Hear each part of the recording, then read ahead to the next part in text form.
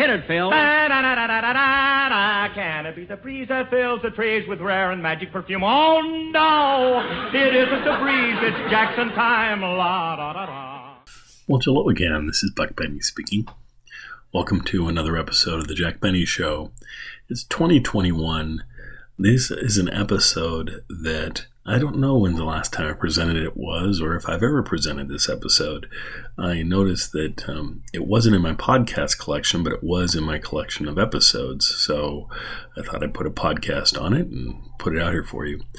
This is episode 224 of The Jack Benny Show. And this episode is from June 14th of 1936. It's the opening of Benny Mount Films. I don't think we get much of that, though. This is like the first 15 minutes of the show. But what I've noticed when I listen to this episode, one, it's pretty clear and it's nice. I like that. Two, there's just an at-ease sort of feeling that permeates the last part of this season after Harry Cahn's gone as the writer and Ed Baloyne and Bill Morrow have joined on as writers.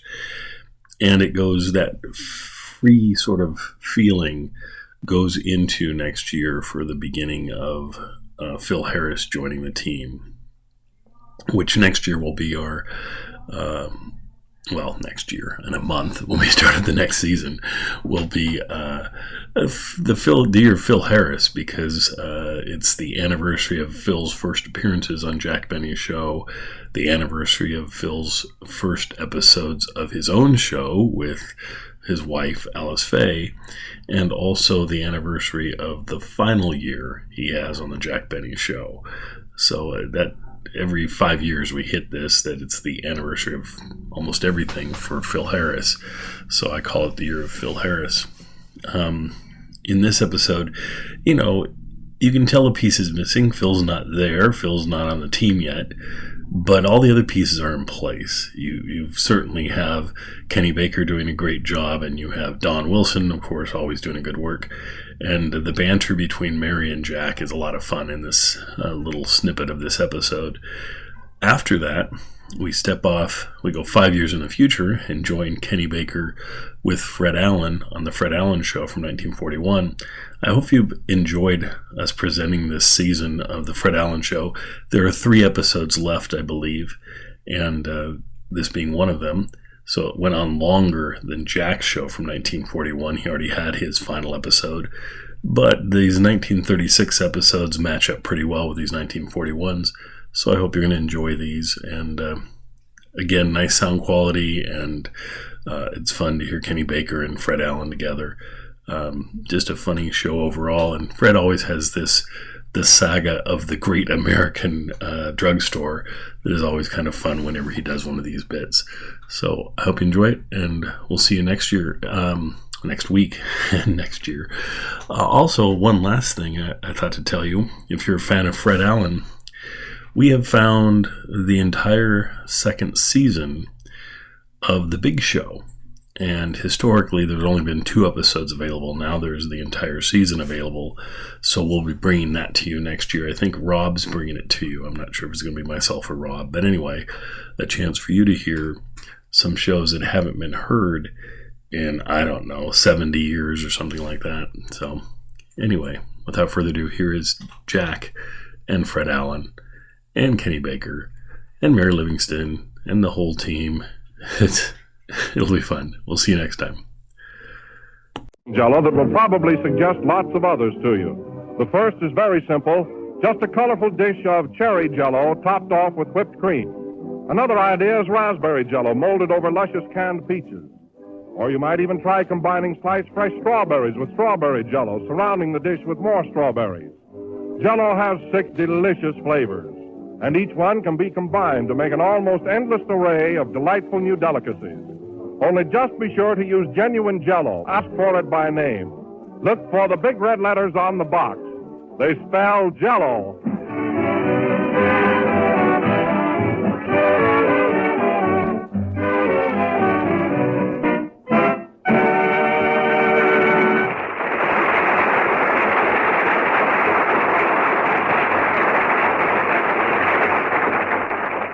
And now we we bring to you the eyes and ears of Hollywood, that rambling reporter who brings you all the news, Jack Scoop Benny.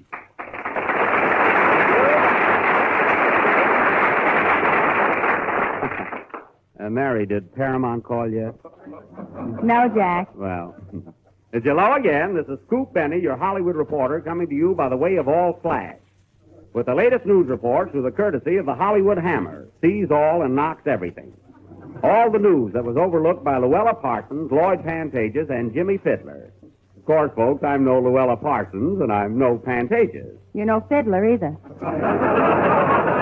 Quiet, Mary. Here it is. Let's go. Culver City, California. What's funny about Culver City? During rehearsal of a fight scene, Clark Gable knocks out his sparring partner. He is now ready to meet Smelling any day or Garbo any evening. Liverpool, England. Anne Harding, screen star, arrives by steamer and slides down gangplank. There's no truth to the report that she slid down the banister. Los Angeles, California. Men's sports clothes here strike new note in wild patterns. Several movie stars seen wearing Zion checks.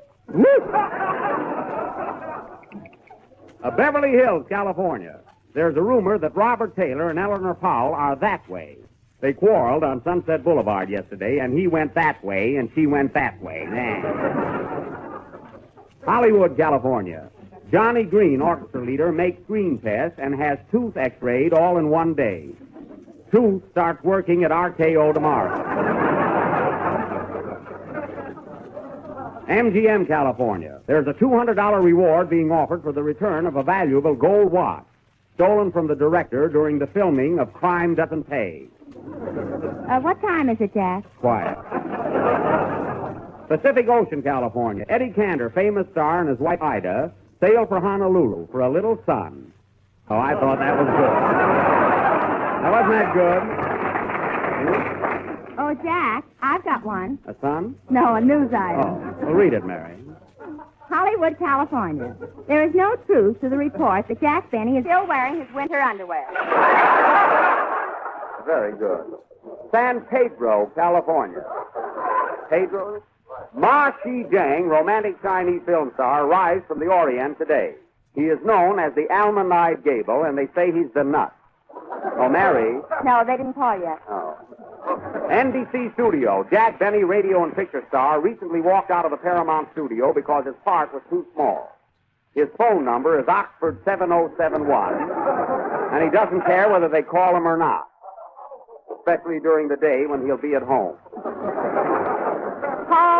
Home on the phone. Da-da-da. Late bulletin. Don Wilson, radio announcer, says his favorite actress is Joan Crawford, his favorite dish, Jell-O, and his favorite month, August. Well, that fits. Joan, Jell-O, and August. Is there anything you want to say, Don? No, everybody knows the flavors. But if you insist, Jack, I'll... Who's insisting? I'll repeat those 6 delicious words. Strawberry, raspberry, cherry, orange, lemon, and lime. Now, please don't bother me again. I won't. Pianissimo, California. There's a rumor that Johnny Green and his orchestra will play Ginger Rogers' new song hit, I Can't Understand. Play softly, boys, in case the telephone rings.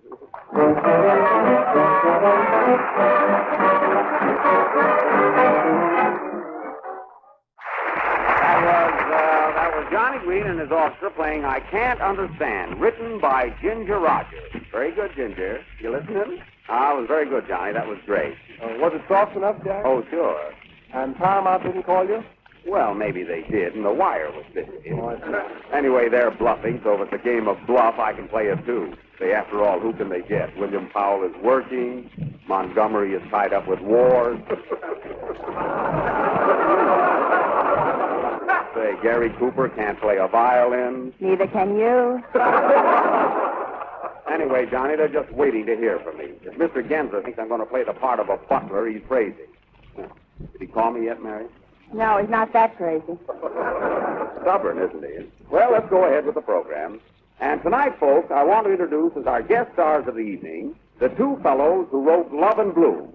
And, Well, that was last week's program, Jack. Pull yourself together. I think Paramount's got you a little bit worried. Me worried? Don't make me laugh. I don't worry about anything. Hello, Jack. I'm sorry I'm late. Where have you been, Kenny? Shopping. I got some smoke glasses, a swimming pool, and a beret.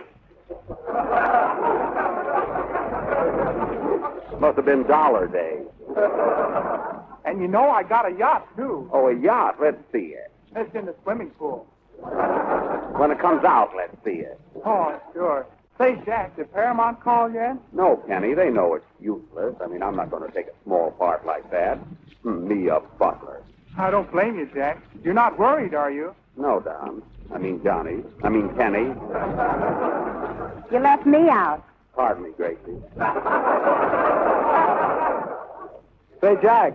Jack, are you really going through with that idea about having your own company? Why, certainly, Johnny. The Benny Mount Film. You're bluffing. I am, eh? Well, you wouldn't think so if you saw that envelope I got from the Bank of America this morning. What was in it? A blotter. It was not. Oh, look, Jack, look here. Here's the notice in the theatrical paper Variety. It says, Phil Baker leaves New York for Hollywood to make a picture. Oh, him, huh? Well, he's a nice fellow. He deserves it. Wait a minute. Let me see that. Bill Baker coming to Hollywood to play the star in film. Oh, yeah? Say, Mary, that couldn't be at Paramount, could it? I don't think so, Jack. Stop worrying. Who's worrying? Yeah, I wonder if, say, they couldn't, Mary, get Paramount on the phone, quick. All right, Jack. Stop shaking. Operator, get me Kessler 2411. I mean Hollywood 2411. And I'm shaking. Mary, look, find out in a roundabout way if Phil Baker is taking my place. Don't tell him who you are. Leave it to me.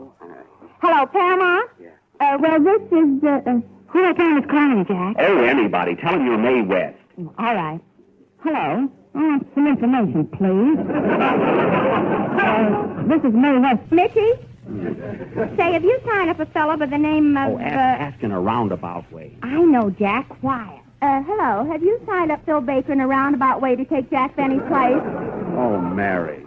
You did? Well, then Jack quit. If you think you can treat him like that, you've got another... Give me that phone, Mary. Hello, Mr. Lyson? This is Lawrence Tibbet speaking. Yes. On the road to Mandalay, where the flying fishes play. Say, Mr. Lyson. Mr. Lyson, is Phil Butler going to play the part of a baker? I mean, is Phil Baker going to play the part of a butler in the big broadcast? What's that? You think he may? Oh, well, that's fine. Have you seen him lately since he went off his diet? Yes, I think he's very clever. That is, if you care for that type of work. Well, goodbye, Mr. Lyson. Yes, thank you. Yes, I will. Goodbye. He sent his regards to you, Mary. He did. He's more nervous than I am. He thought I was Jack Benny. So Baker's really coming out here, huh, Jack? I think so. Say, there's room for all of us, you know. Well, don't worry about it, Lawrence. Say, who's worrying? Let's go ahead with the program. Gee. And now, ladies and gentlemen, Burns and Kenny Baker will sing, what are you going to sing, Kenny? I'm going to sing a brand new number that Johnny Green and I wrote just called, Gee, It's a Thrill. It's that Or, I mean, just it's called wrote. Gee, It's a Thrill. Gee, it's a thrill. Oh, a little song you and Johnny wrote, huh? Yeah. This must be opportunity night.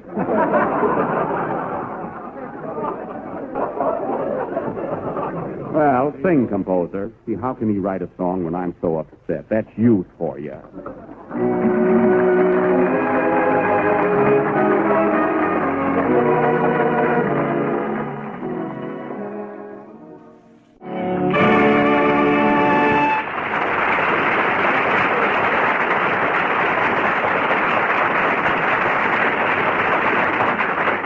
We just heard Johnny Green and his orchestra playing Robins and Roses with Johnny at the piano. Phone company, where Jack is making super colossal pictures until Paramount calls him up. Oh, Max? Yes, I'm still looking for a story. Send over all the authors you can. I don't care. Mix them up. Oh, Miss Livingworth? Yes, Miss. Yes, Mr. Bensky. Somebody left a script on my desk. Call the janitor. Who was it? I don't know. Everybody thinks they can write. Get the name of this. Grand Hotel by Vicky Baum. Probably some schoolgirl. Say, Jack, I wrote a story that I think would be swell for you. You did? What's the name of it? Puppets of Passion. Puppets of Passion. Yeah. What are puppets, Jack? Small dogs and don't bother me. We're not making any animal pictures. Come in? Mr. Benny, Yes. I came to see you about a story I've written. My name is Kenneth G. Baker. Oh, what's the G for? It's a thrill. Well, have a chair. So you've written a story, eh? Yes, it's called A Message to Garcia. A message to Garcia. He'd rather have a message from Gensler. Quiet. A message to Garcia. What part would I play in that? A telegraph blank. Well, that's better than a butler. I like that idea, though. What do you want for it? $50 cash. Oh, you must have cash. Absolutely. What are you laughing at, Mary? The message to Garcia's collect. I'm sorry, Mr. Baker, but I don't think I can use it. Good day. All right, be a butler. Wise guy. I hope he sells it to Paramount. Say, Jack, I know an author who lives in Pasadena, and he's got a swell story. You want to go over and see him? Go over and see him. If he's got a story, let him come over here. He can't come over here. Why not? He's got a story, but no shoes. Oh, well, if he's got gloves, let him walk on his hands. Come in. Ah, bonjour, bonjour. Have I the honor of addressing Mr. Jacques Benet? That is me. I am a writer, and I have the story for you that is magnifique. So you're a writer, eh? And what is your name? Pierre. Oh, Pierre. He looks like an alligator. Maybe he's an alligator, Pierre.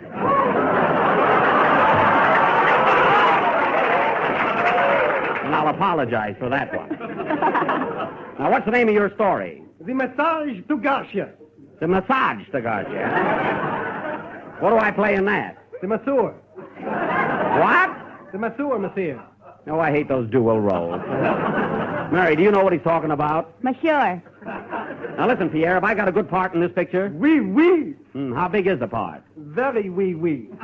That's what I was afraid of. Well, I don't want that story. It's too wee-wee for me. Good day, Pierre. All right. Au revoir.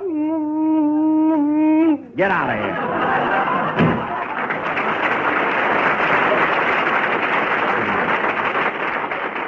What do you think of that guy, Mary? Wipe that lipstick off your cheek. I don't know what we're going to do about a story. We've got to get into production. I need a story. Well, here's something that just came in. Read this, Jack.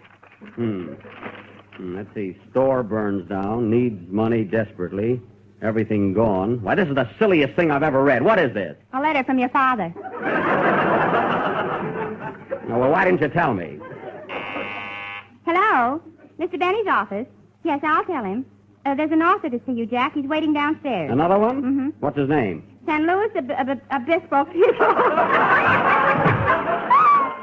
San Luis Obispo Pedro Don Martinez Jr. Tell him to come up one at a time. He said you can call him San Luis Obispo Pedro for short. If I can get that far, I'll go the whole way. Come in. In a little Spanish convent.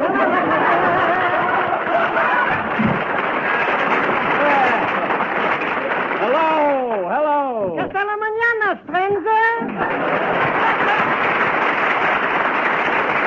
Well, so you're San Luis Obispo Pedro Don Martinez Jr., huh? They'll call me Clem for short.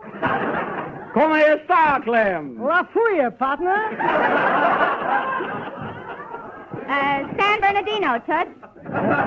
The feeling is mutual, Valencia. Sacramento, Galiciana. Mazel tov, senor. So you're an author, eh? I am Don Tutten, my fancy cavalier. I'm the greatest author in all Mexico. I thought we left you in Brooklyn. Hey, don't get so technical.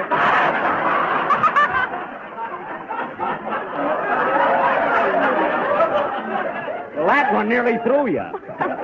Hey, what kind of a story have you got for me, Schleppo? Hi, Jackie boy, have I got a story for you. It's gigantic with a capital Joe.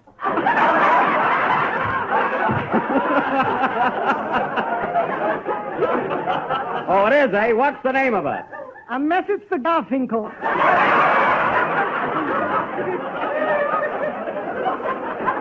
And I suppose I play a butler again. If not, go ahead and sue me. Now, wait a minute, Schlepperman. I've gone through this before. I need a story with a sock in it. Fine authors. No socks, no shoes. Well, I can't wait any longer. I've got to get started. I'll give you $10 for it. All right. But believe me, that's the lowest price I ever took for that story. Here you are. Adiosi, signore. Say, listen, if you need any cleaning and pressing, call me out. La cucaracha!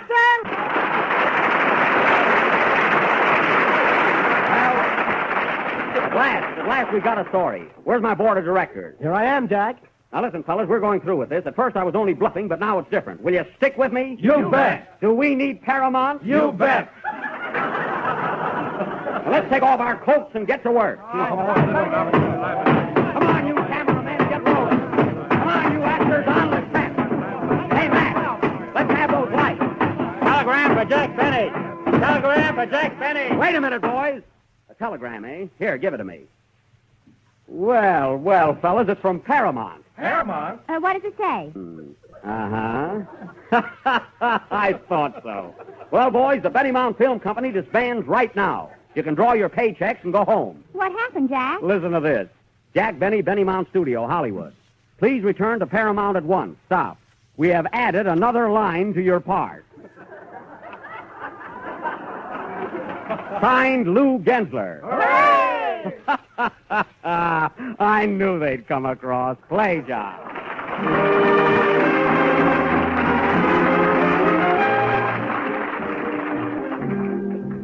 It's a cinch to make homemade ice cream nowadays. Just listen. There's really no simpler or more economical way of making extra good ice cream than with Jell-O ice cream powder. You use less cream and actually get more ice cream. And this is all you have to do. Just open a package of Jell-O ice cream powder, add some sugar, some milk and cream, and pour the mixture into the freezing trays of your automatic or ice refrigerator. Your work's finished then, and in just a little while you'll have a generous quart and a half of ice cream. Wonderfully smooth, rich, and creamy, real old-fashioned ice cream. And you can depend on getting the same grand, mellow results if you prefer to use an ordinary hand freezer. Give your family a treat one night this week. Give them vanilla or chocolate ice cream made with Jell-O ice cream powder. If your grocer hasn't put Jell-O ice cream powder in stock yet, be sure he orders it for you. Remember the name, Jell-O ice cream powder.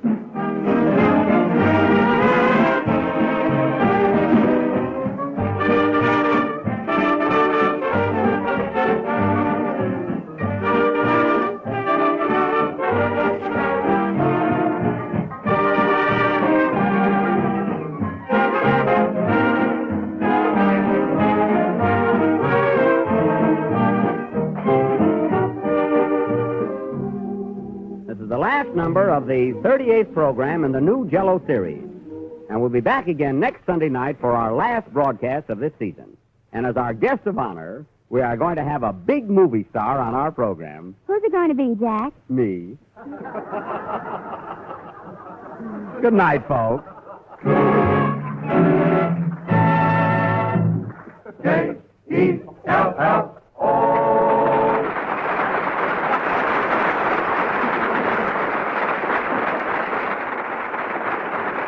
The melody All My Life is from the picture Laughing Irish Eyes. This program originates in the NBC studios in Hollywood. This is the National Broadcasting Company.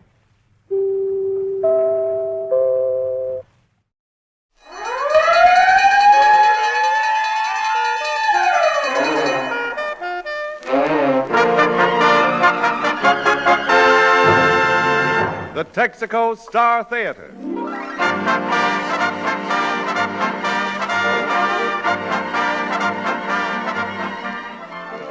More than 45,000 Texaco dealers from coast to coast welcome you to an hour of mirth and melody. With our star comedian, Fred Allen, Kenny Baker and Portland Hoffa. Our guest, Monty Proser, America's #1 press agent. Win Murray and Al Goodman's orchestra. It's Texaco time.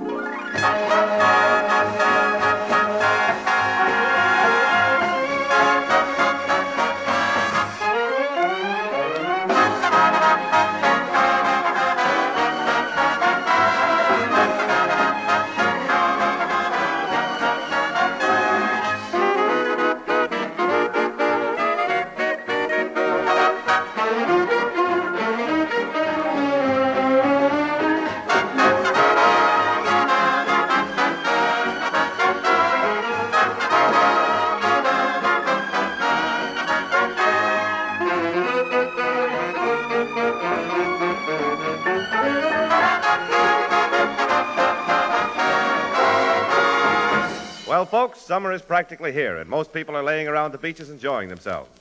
I'd be out at some beach enjoying myself, too, if I didn't have to hang around and say, here he is, Fred Allen, in person.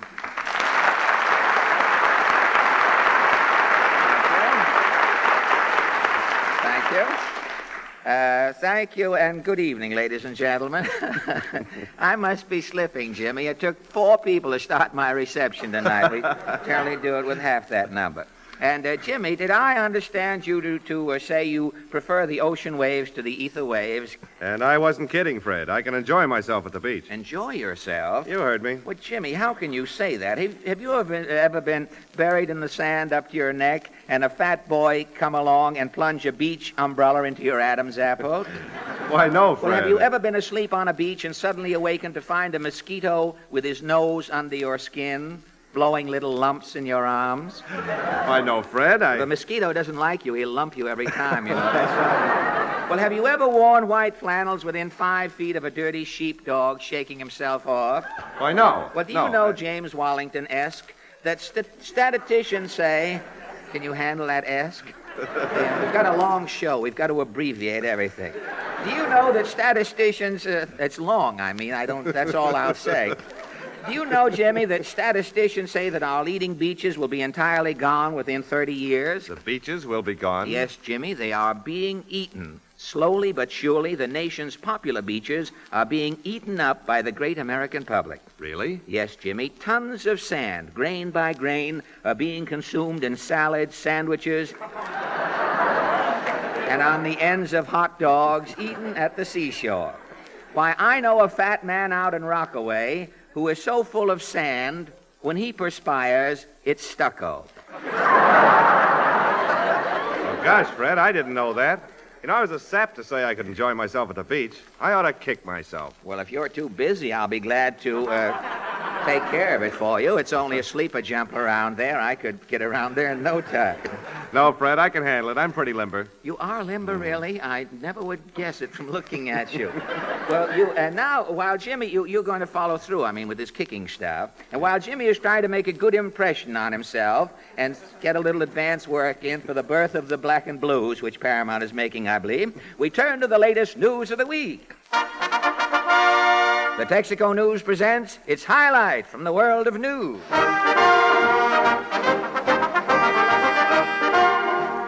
Any campus in America, as college year officially ends, commencement exercises get underway at the leading universities throughout the country. Since the outstanding students at the larger colleges have been acclaimed and publicized, tonight the Texaco News highlights some of the small intellectual fry whose insignificant collegiate activities might otherwise go unnoticed in the hurly-burly of our times. Now, our first candidate tonight is Tyler Schote.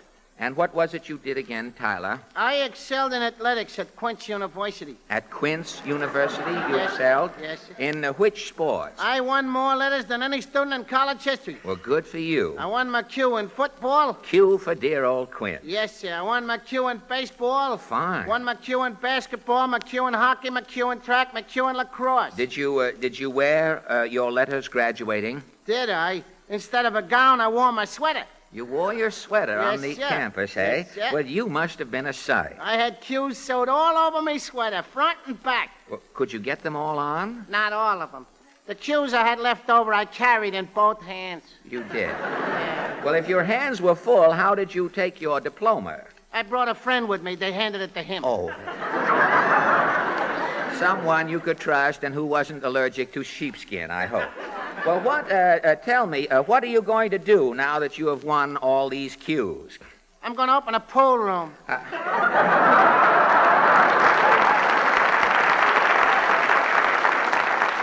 Something tells me you are going to rack and ruin, and thank you, Tyler Shote. Now, the only man to be, I couldn't think of that when we were writing the script 4 days ago. And thank you, Tyler Shote. The only man to be honored by a college for an act of sabotage is T.J. Smith-Smythe. What is your college, T.J.? I have a crew haircut, I'm wearing a raincoat, and I have on dirty sports shoes. Oh, a Harvard man. Yes, and I've got a nasty letter from Ann Sheridan to prove it. Fine. Now, what is this act of sabotage for which you were cited? Well, last November, I went to New Haven in the dead of the night. Uh-huh. I crept into the Yale Bowl. Yes? I placed 2 termites in the Yale goalposts, one in each pose. Oh. 20 years from now, in the fall of 1961, during the Harvard-Yale game, the Yale goalposts will topple over, and no one will know why.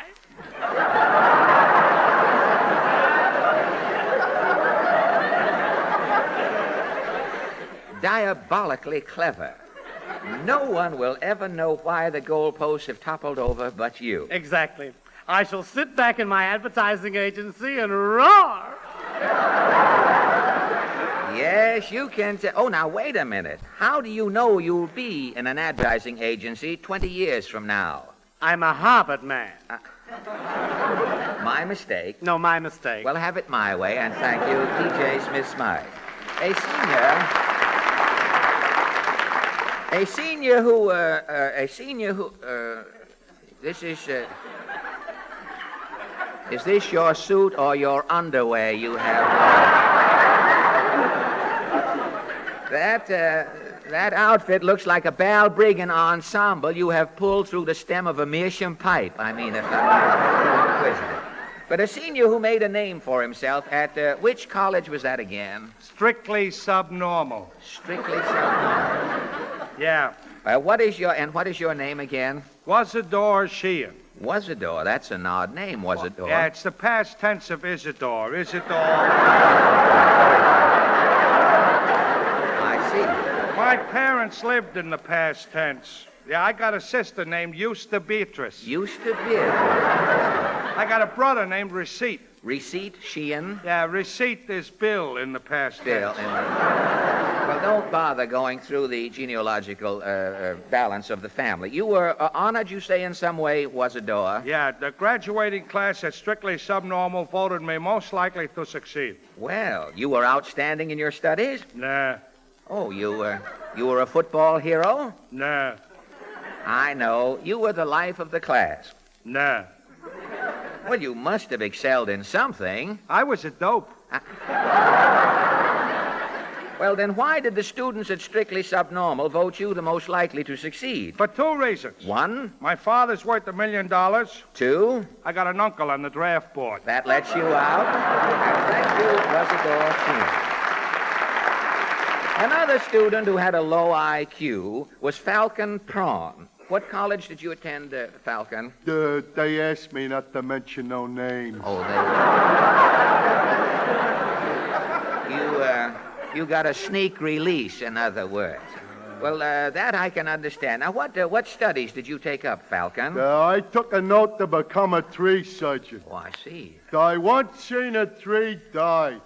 That's when I took a note. You took a note? Yeah. I once seen a tree die. We heard you the first time. You spent 4 years studying tree surgery. Mostly in the upper branches.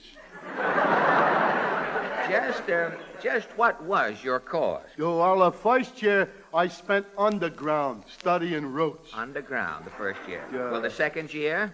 They dug me up. Hardly worth the effort, I would say. Well, then? The last year I studied trunks. This year I done emergency operations, mostly oakectomies. Oakectomies, huh? Yeah. Well, you went all through this simply because... I took a note. I once seen a tree die. And this year, loyal to your vow, you graduated. No. No? No, I was flunked. Flunked for what? Conduct unbecoming a tree sergeant. Well, what happened? Well, sir, my final exam was to cure a sick tree, a hickory. A hickory? You had to render first aid? Yeah. The tree was in a coma. I tried a sap transfusion. You gave your own blood?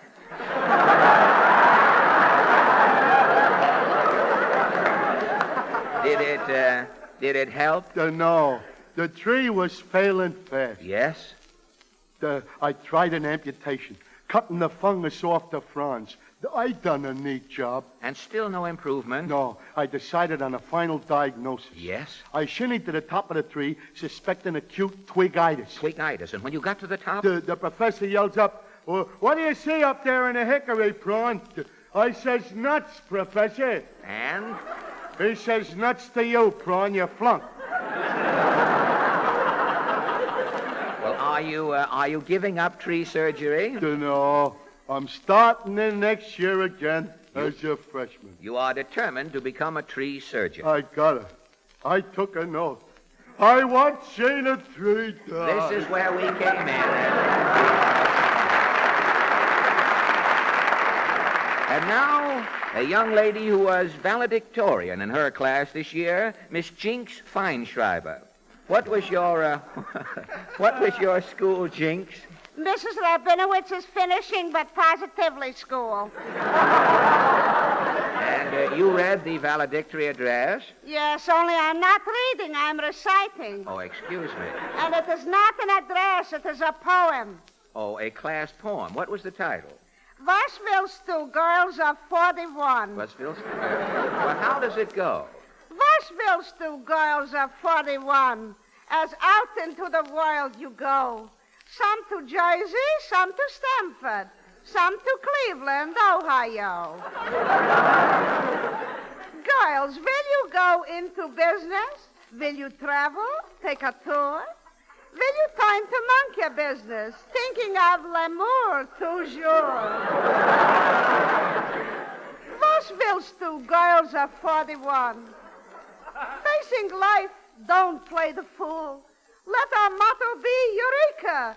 Girls of Rabinowitz's finishing, but positively school.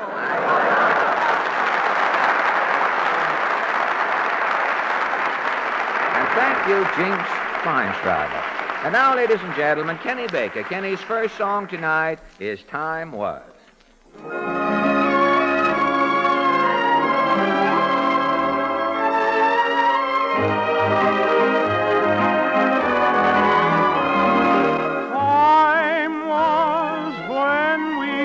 Fun on the schoolyard swings, when we exchanged graduation rings, one lovely yesterday. Time was when we wrote love letters in the sand, or lingered over our coffee and dreaming the time away. Picnics and hay rides and midwinter sleigh rides and never apart. Hikes in the country and there's more than one tree on which I've a place in your heart. Darling, every tomorrow will be complete if all our moments are half as sweet as all our time was then.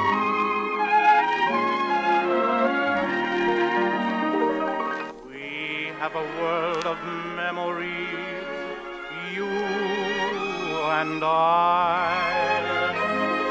The kind you cherish more and more as the years go by. Picnics and hay rides and midwinter sleigh rides and never apart.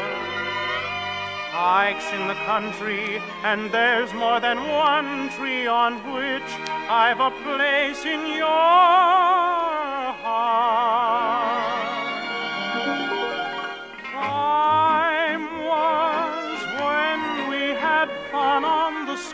graveyard swings when we exchange graduation rings.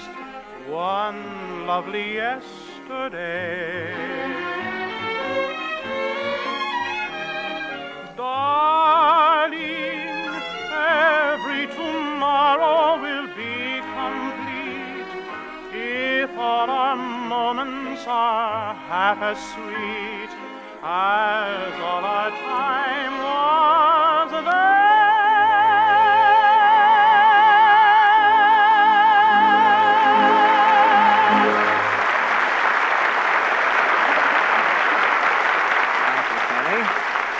That was very nice. You know, Larry, as Kenny was singing just now, a vagrant thought, a lonely thought, flitted through my mind. No. You know, I suddenly realized that something big has gone out of my life, gone forever. Really, Fred? What's that? The World's Fair, Larry. Ah, those happy days last summer when I could go out to Flushing and while away an idle weekend standing in line at the Futurama or sniffing Grover's gardenia.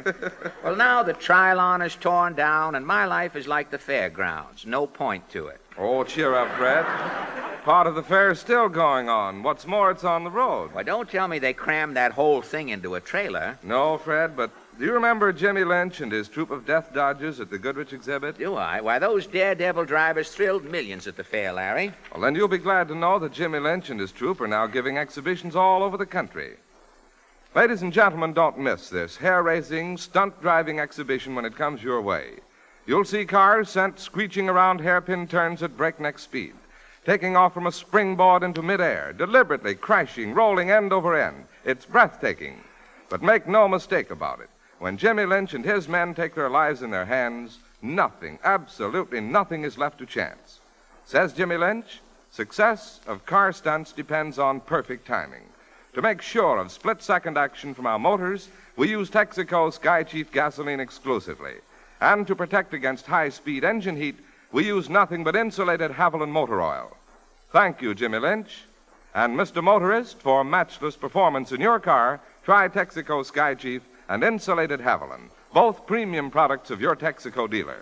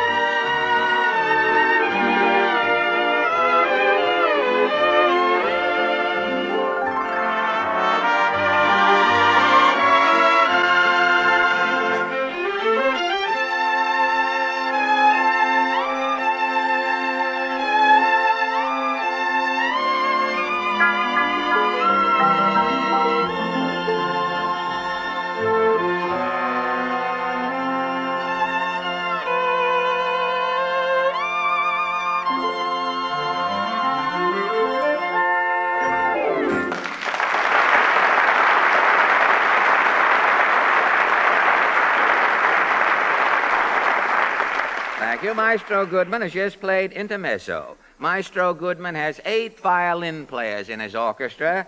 And who plays the violin solo? Goodman's son-in-law. And we're not kidding either.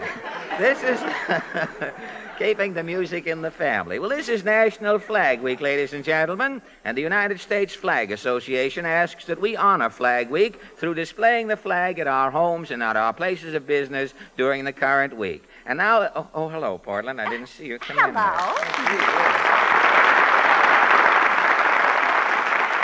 Say, what's the big idea? What are you doing with all those traveling bags there? I'm leaving for Hollywood. Why, Hollywood? Don't you know that another girl in Hollywood is like one more flea on a St. Bernard? Why go out there? Well, I've been on your program a long time. You mean you want more money? No, I'm getting a living wage, it says here. Well, don't believe everything you see in the radio script. Well, then, if you're getting this, what are you kicking about? I'm not getting any place. Girls get ahead in Hollywood. Look at Lana Turner and Priscilla Lane. Well, they've got something. Those girls have glamour. Well, how can I get glamour? Well, you can't get it through the mail. The quickest way to let us control ourselves. We're 47 2/3 seconds late right now. The quickest way to get glamour, Portland, is to hire a press agent. Well, what does a press agent do? Well, I've often wondered, Portland. But we'll find out in just a minute. Our guest tonight is one of the country's leading press agents. He's a master exploiter, a cafe owner, and only last week he turned Madison Square Garden into the biggest dance hall in the world. Ladies and gentlemen, may I present Broadway's dynamo, Monty Prosser. Well, I saw you count the house as you took the bow, Monty. Guess you wish you had a piece of it, eh? Well, good evening, Monty. Good evening, Fred. Well, it certainly is a pleasure to meet the man behind New York's most popular nightclubs, the Beachcomber, the Copacabana, the New Piping Rock Club at Saratoga, and the Dance Carnival at Madison Square Garden. You know, I really don't know what to call you, Monty. Are you an entrepreneur, a restaurateur, a dancer-tour, or what? I think you'll be safe in just calling me a salesman, Fred. Well, you're rather soft-spoken for a super salesman, Monty. Noise doesn't get results in my business. A good salesman has to have ideas. Well, you say you are a salesman, Monty, and yet you have no samples with you. Wow, just what is it you sell? I sort of specialize in glamour. Oh, glamour. Glamour is a mystery quality suddenly acquired by a mediocre actress just before Hollywood releases her first picture. Whatever it is, I've been selling glamour for the past 15 years. You mean that you've been glamorizing restaurants, glorifying the great American cover charge? No, Fred. Until a short time ago, I was press agent out in Hollywood. Oh, Hollywood, the home of the verbal fanfare, where everything is glorified from a picture star to a cheeseburger, which isn't such a far cry in some cases. Well, for whom did you work out there in adjective land? I was with Walter Wanger at the United Artists Studio. And what stars did you publicize? Joan Bennett, Madeline Carroll, Hedy Lamarr, many others. Well, tell me, how does a publicity man go about glamorizing a person, Monty? Now, you just can't grab any girl from behind a steam table in a cafeteria and make her a star, or can you? No. If a girl wants to get any place in the theater or in Hollywood, she has to have talent. Well, all right. Now, let's take a mythical case. Let us say that an obscure blues singer is working in a chili bistro on 52nd Street, the El Stencho. And her name is Maisie Mulligan. Now, you, Monty, are called in at a nominal fee to make Maisie a star. What happens? Well, in publicizing a person, Fred, the first thing I look for is a gadget. What is a gadget? A gadget is a sort of a thing. A thing? Well, what's a thing? Thing is what we call a gimmick. Oh, now, wait a minute, Monty. We're not getting any place. Just what is a gimmick? Well, a gadget or a gimmick is an angle, a slant. Oh, a slant. Well, now you've finally spoken a word I savvy. You mean that you have to find something unique about this Maisie which you can build up? Exactly. Every good press campaign is based on a gadget. Well, Maisie Mulligan has a voice range of 3 octaves. She's a Vassar graduate, and she has red hair. Now, do any of these suggest a gimmick? The red hair is perfect, Fred. What about Maisie's 3 octaves, her background? Well, there's no glamour attached to a voice or a college education, but with red hair, you've got something. And what is the first thing you do with Maisie Mulligan? I'd get rid of that name. Get rid of the name, huh? It's too long for a marquee, you think? Well, what would you do? I'd give her a name to match her red hair. To match her hair, for instance? Well, something like Cherry Dare. Cherry Dare? Yes, Cherry Dare, the scarlet songbird. Well, you've got something there, Monty. Now tell me, what happens to Cherry Dare, the scarlet songbird, now? I try to get her a job as a Powers model. Why?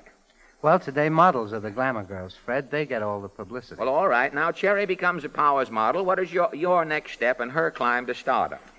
Well, that makes sure she's seen at the right nightclubs and keep her name in the gossip columns.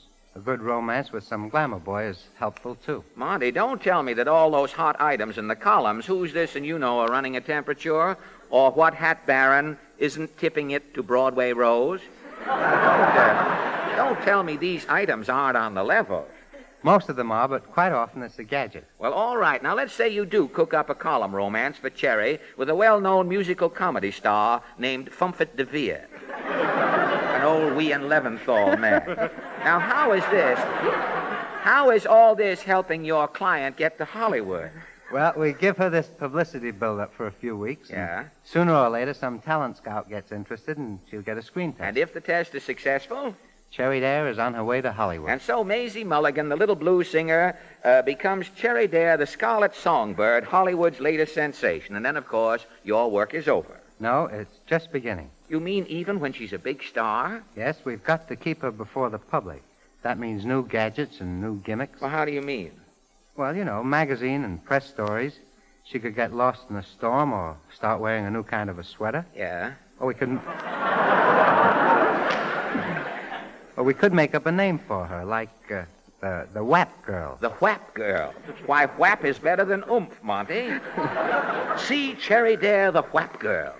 Say, you ought to use whap sometime. Yes, I think I'll remember it. Good. But make a note of it on my cuff because I don't send my laundry out as often. But tell me, Monty, how did you get into the nightclub business? What was the gimmick that made your beachcomber here in New York such a success? That was a drink called the Zombie. Oh, the Zombie. The Zombie's supposed to be so powerful you can only serve 2 to a customer. That was strictly a gimmick, Beth. Well, it certainly took the city by storm. Somebody came out with another drink, the Hurricane, that could only be served 1 to a customer. And finally, the topper, a drink called the Thunderbolt. The Thunderbolt was so powerful, nobody could even drink it. The waiter just served it, and you fell down. That sounds like a good gimmick, Fred. Well, tell me, what about this latest venture of yours in Madison Square Garden, Monty? Isn't it supposed to be the biggest nightclub in the world? Yes, Fred. We can accommodate about 15,000 people. We have 3 name bands playing every night, about 5,000 jitterbugs jitterbugging, refreshments, sandwiches. It's really quite a sight. In other words, it's a rainbow room for John Doe. Yes, it's the one place in New York where everybody can have a good time. Say, if you keep doing things in a big way, Monty, you'll soon be known as Billy Rose with the water drained off. No, Fred, Billy's in the class all by himself. Yes, I hear Billy Rose is thinking about putting a floor show in the Grand Canyon with Superman as the master of ceremony. Well, thank you a lot for this little peek into the fabulous land of press agentry, Monty. It's been a pleasure, Fred, and I might add a gimmick. A gimmick, huh? I get it. Thank you and good night. Monty Prost.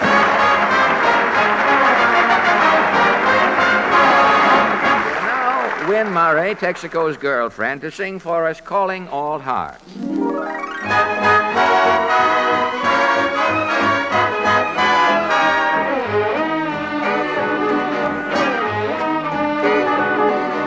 Calling all hearts, calling all hearts, Cupid's mad as he can be.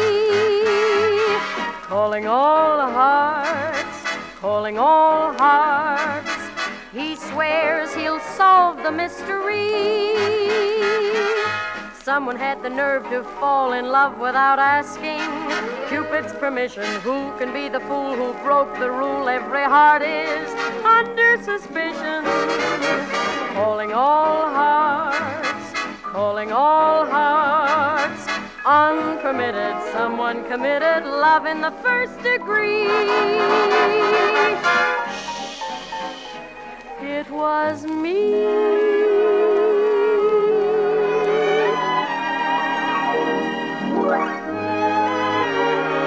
Who done it?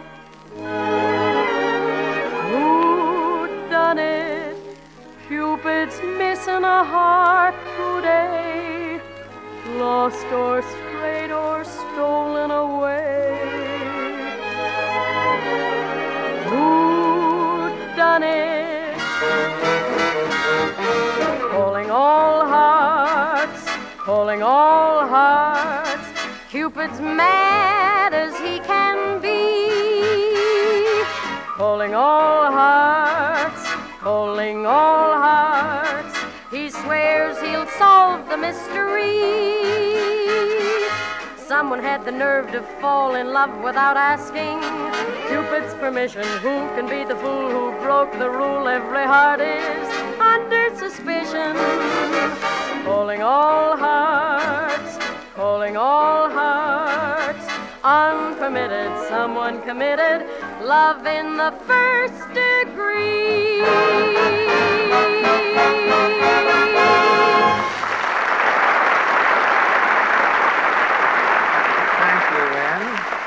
And now, just a brief word from Larry Elliott.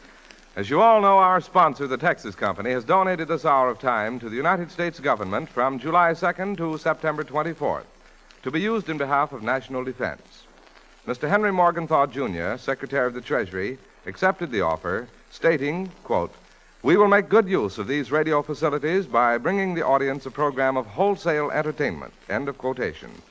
So on July 2nd, the Texaco Star Theater yields its place on this radio network to the Treasury Department's new show with the title Millions for Defense.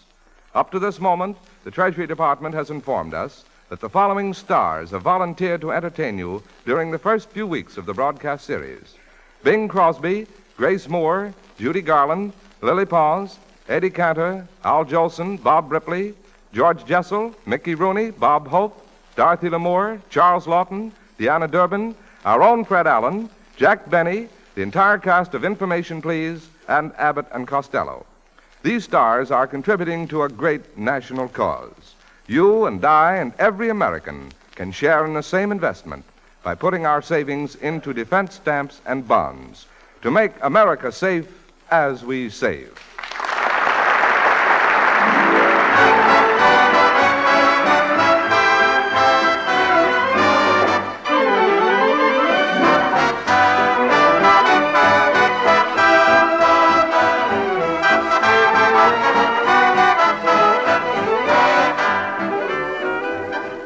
The Texaco Star Theater resumes immediately after a short pause for your station identification. This is the Columbia Broadcasting System.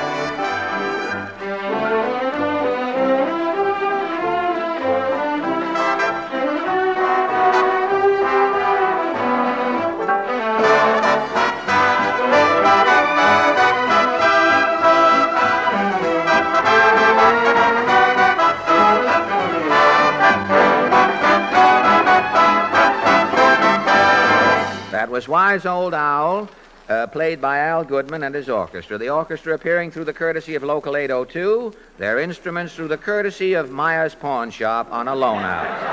And now, ladies and gentlemen... Headsets arrived! Headsets arrived! Headsets arrived! Stop that music! Wait a minute, what's going on here? Quiet! What is this? Who started this portable pandemonium? Mr. Goodman and I are helping Kenny. Helping Kenny do what? Set a decibel record or something? Kenny's giving an audition. What audition? For whom is Kenny auditioning? There's no one here but us chickens.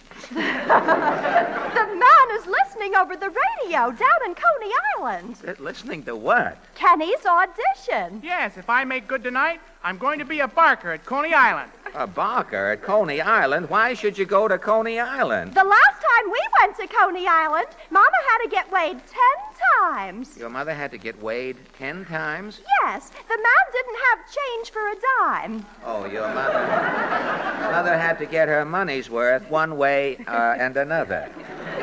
Way as mere, as the man says. Way is mere. All right. Your author is falling off, too, the man who writes every 8th line for you here. All right, enough about Coney Island. Once at Coney Island, I, Goodman, am swimming for 2 days continuously. Swimming? You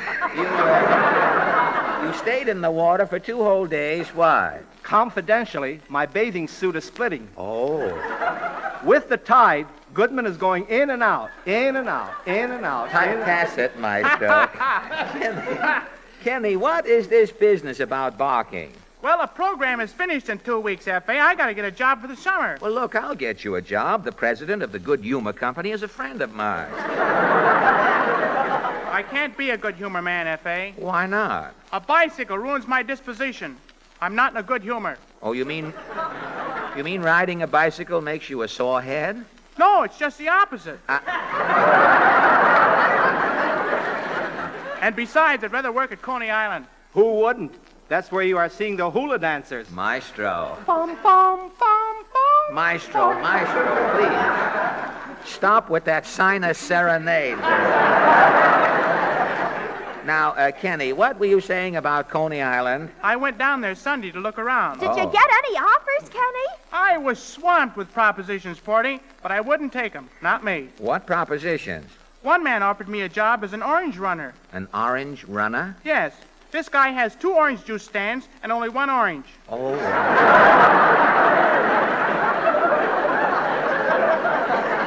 As customers order, he wants a boy to run from one stand to the other with the orange. Oh, with the orange. This Goodman years ago was doing for a chain of delicatessens. You ran with an orange, Mr. Goodman? No, they are having a specialty noodle soup. So? So, Goodman is riding on a motorcycle between 20 delicatessens with the noodle. Oh, please.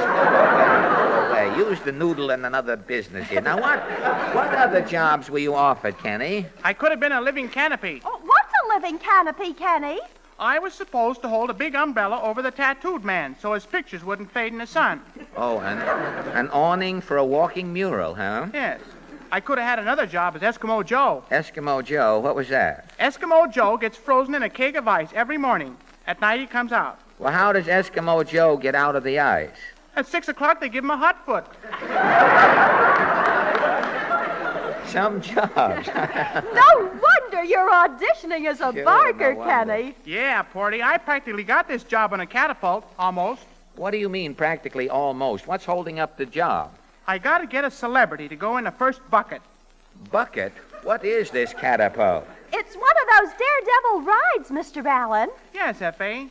Say, you're a celebrity. Gee, if you'll take the first ride, I know that... Oh, no, not I. I have no desire to be the one at the post-mortem who isn't moving.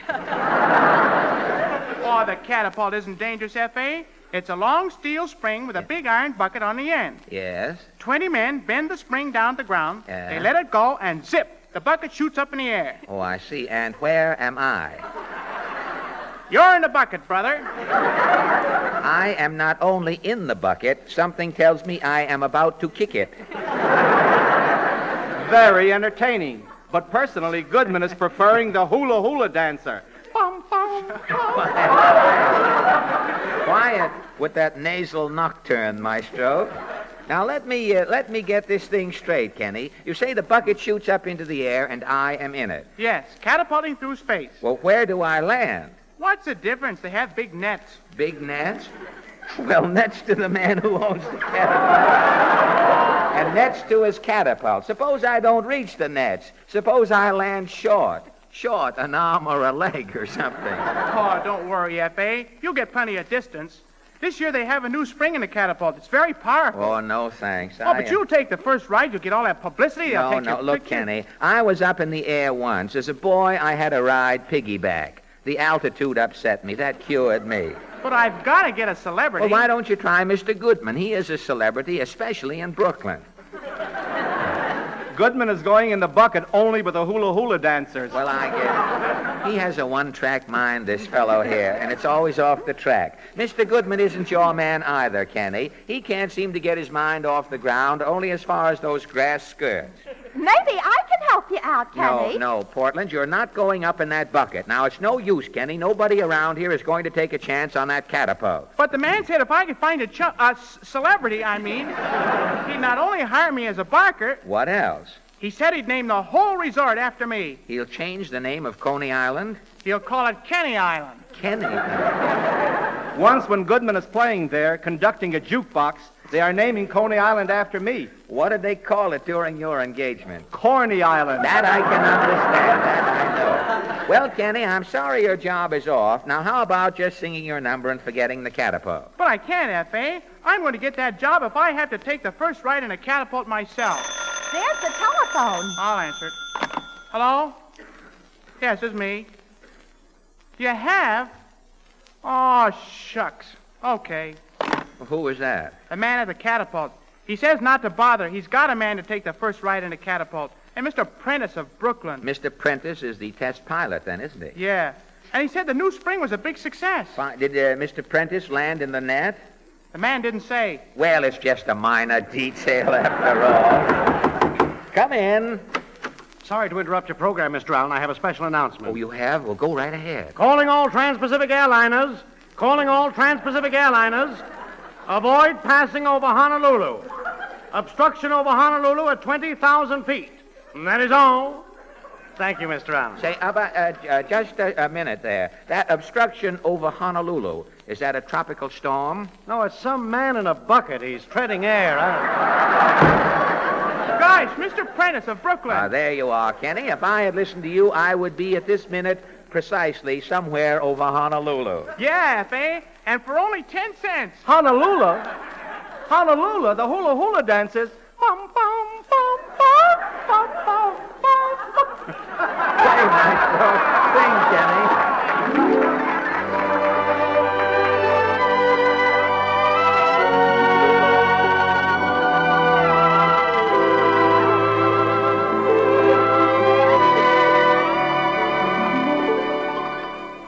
There dwelt on a time in a forest of sighs one Velia, a nymph with mysterious eyes. One day a young hunter encountered her there. One look and his heart he gave into her care.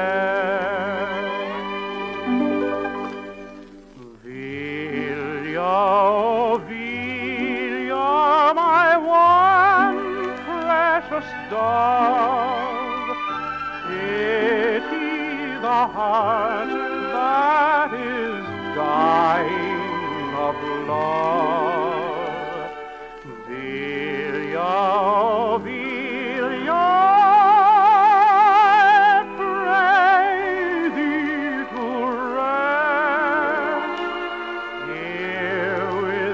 head on my breast. Velia, oh Velia, my one precious dove, pity the heart that is dying of love. Velia, oh Velia,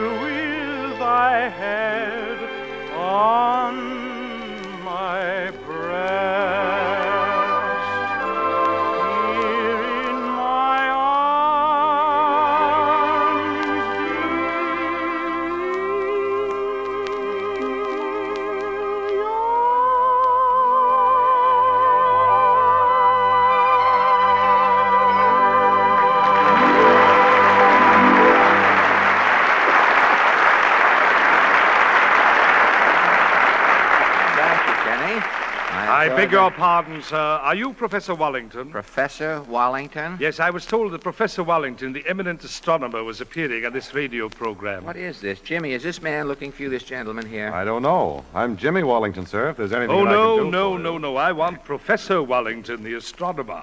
I understand that he's discovered a star that shines all night despite the weather. Oh, well, I'm that Wallington, and I know what you mean now. Despite the hour, despite the weather, there's one star that shines all night. The familiar Texaco star. Fascinating. Tell me more. The highway may be dark and lonely, the windshield splashed with rain. The time may be 2 or 3 o'clock in the morning. But soon, up ahead, a light comes into view. And under it, there'll be a man waiting to serve you. An alert, capable Texaco dealer. For Texaco dealers at certain convenient points on all national highways have gone on 24-hour duty for the entire touring season. Yes, at all hours, you'll find a Texaco dealer who'll gladly clean your windshield, add water to the radiator, set you straight on your route, offer you the convenience of a fully equipped registered restroom. So plan your trips with Texaco all-night service and Texaco quality products in mind. Remember, even after midnight, you're welcome at a Texaco dealer.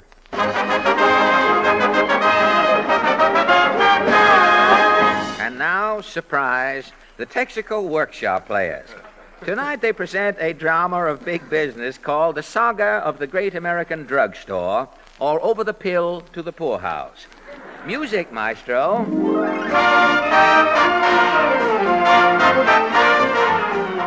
One of the marvels of modern merchandising is that great American institution, the drugstore. The modern drugstore is a museum of miscellany, a rodeo of nostrums and notions that baffles description. And the most confused of these Nux Vomica shrines is the great Allen Drugomat. We find the dynamic tincture tycoon entering his store to address his employees. Attention all. Good morning, employees. Good morning, Mr. Allen. Today, as we know, is the great Allen Drugomart's 10th anniversary. Hooray! And for 10 years, what has been our Drugomart slogan? You name it, we've got it. You name it, we've got it. Correct. Now, let's all scurry back to work. Yes, Let's sir. Good old F.A. Jarvis. Yes, sir. Put an extra salted peanut in the 10-cent bags today. This is our anniversary, you know. Yes. And you, Bill Dad. Yes, sir. How are things going in the taxidermy department? Fine, Mr. Allen. I'm stuffing an owl. Good. Put an extra handful of Excelsior in the stomach. This is our anniversary, you know. Yes, sir.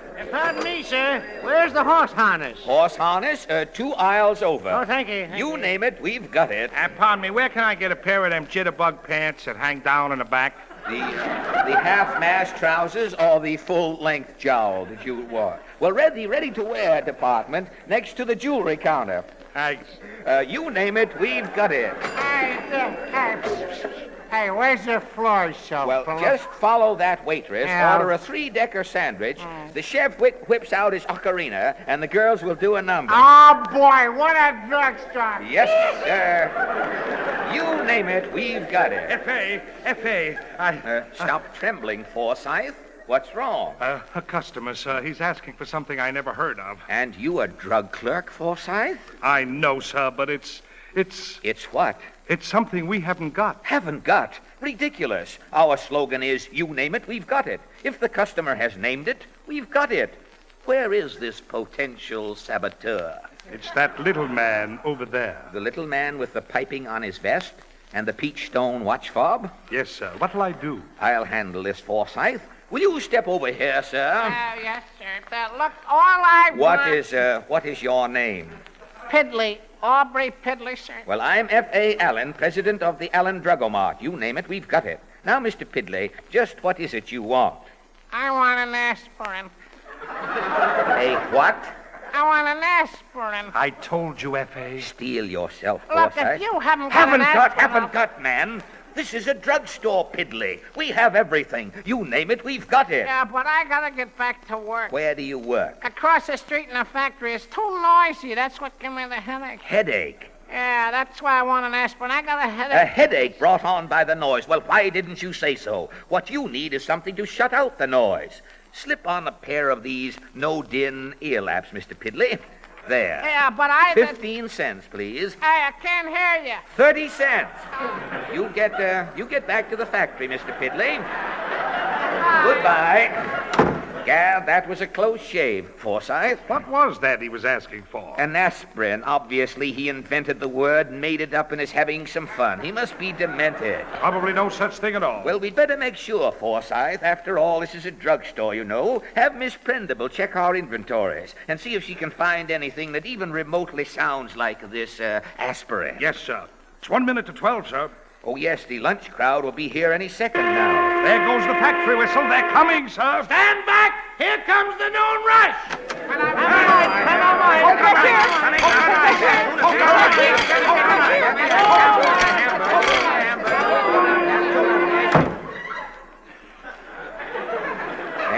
A nice orderly crowd today.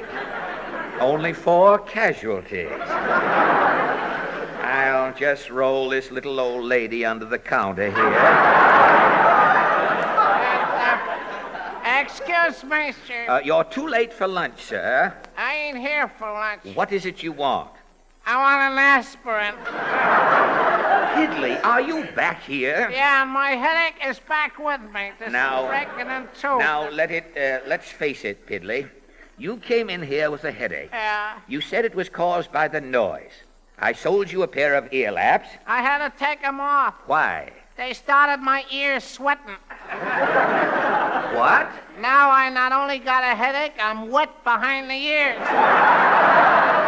Hey, look, can I get an aspirin? Just a moment. Mr. Forsyth. Coming, sir. Mr. Pidley still has his headache. Probably vitamin D deficiency. Put him under one of our sun lamps. Yes, sir. I forgot to tell you, sir. The Greyhound Bus Company just called up. They ordered another one. Oh, they did. That's the second Greyhound bus we've sold this week.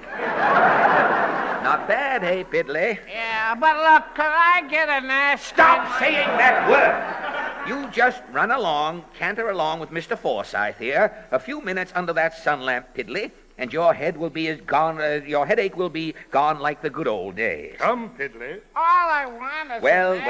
Mr. Pidley is finally serviced and happy. Pardon me, sir. I owe you. Wish to see me, young man? Yes, sir. I'm trying to get a job as a pharmacist. Pharmacist, eh? Yes, sir. I just graduated from the School of Pharmacy, sir, with high honors. High honors, eh? Yes, sir. Well, we'll soon see, Bub. I'll give you a quick pharmaceutical test. Are you ready? Yes, sir. What is a PB? Peanut butter sandwich. Draw one. Coffee. Chinese boiled dinner. Chop suey. An actor and his radio script. Ham and eggs. Bad news in a nutshell. Hamburger in a bun. Bookends. 2 pieces of angel cake. Chorus girl's breakfast. Coke with cornflake float. Do you know how to repair a Mickey Mouse watch? Yes, sir. You're hired. Oh, thank you, sir. You're going places in the pharmacy game, son. Now slip a smock on over your raincoat and go to work. Yes, sir. But just a minute. Yes, sir. Do you know what an aspirin is? What? An aspirin? No, sir. I never heard of an aspirin. Good. Well, go to work. Yes, sir. And remember, small scoops in the ice cream cones. Oh, yes, sir. Now I'll Take it easy, Mr. Look at your face, Pidley. What happened, Forsyth? I'm afraid he stayed under the sun lamp too long. Your face is black, Pidley. What about your headache? Could you all sell me an aspirin? Gad, he's got a southern accent. Yes, and I still got a headache. Well, Gone. naturally, Pidley. I've just noticed your celluloid stock tie there is too tight. The blood is cut off from your head. A headache is often caused by poor circulation. There's only one thing to do. Can't you all get me an aspirin? No. The pain, obviously, is in your head. Yeah. We'll put a mustard plaster on your stomach. That will draw the pain down into your stomach. We'll put 2 hot water bags on your legs. That will draw the pain down into your feet. Are you following me, Forsyth? Yes, sir. The headache is now at Mr. Pidley's feet. Good. We'll take off his shoes and stockings, put him in a vibrating machine, and shake him well. Will that cure my headaches? Your feet are bare. The vibrator will shake the ache out of your system and also that dialect, I hope. Now get to work, Forsyth. Come, Mr. Pidley. Look, one little aspirin. Gad, if this only works.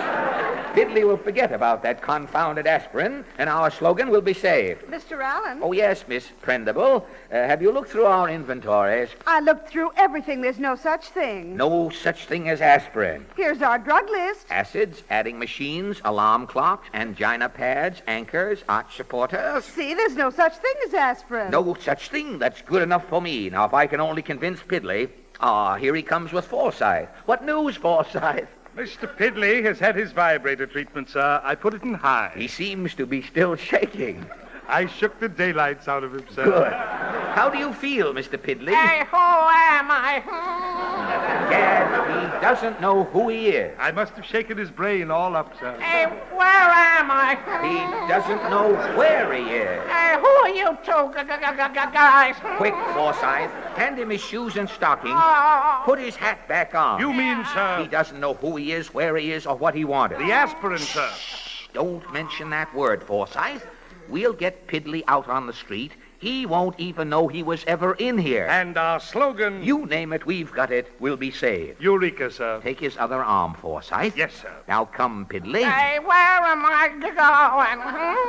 Who am I? Your name is Piddly, and you're Piddly. going bye-bye. Bye-bye. That's a good boy. Yeah, I'm a good boy. You're all set, Mr. Piddly. Yeah. You've got your shoes and stockings, yeah. your hat, Yeah. your swagger stick. Yeah. Good. You've got everything. All but one thing. What? I want an aspirin.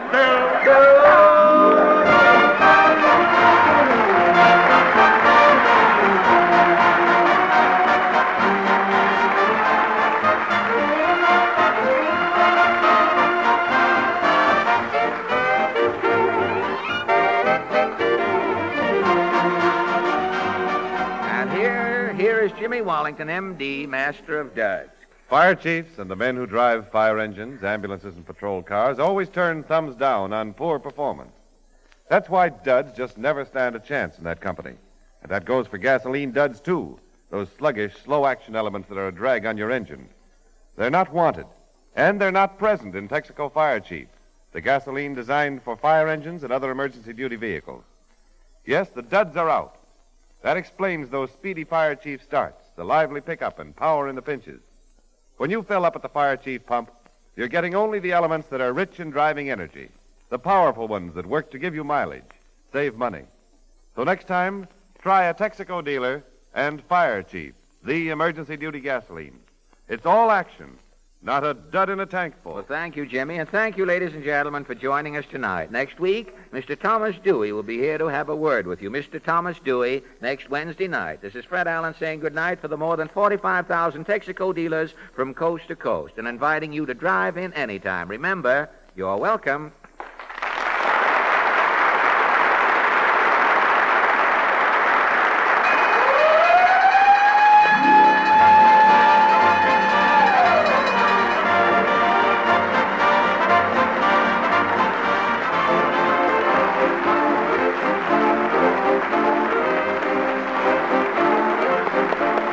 This is the Columbia Broadcasting System.